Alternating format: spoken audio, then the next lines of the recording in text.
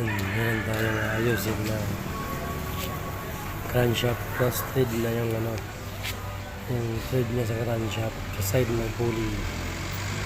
Hindi na natin kailangan yung ibang mat. Yan, gagawin natin dyan na lang. Balik sa standard yung thread niyan. Yan yung gagawin natin ngayong umaga.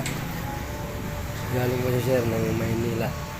Umuwi lang dito sa Bicol, sa Gamsungol.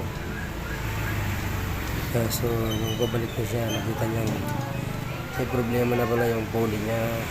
Saka yung thread ng niya, crankshaft. Ayan, let's do this. Yan na natin. Ito na yung finished product na.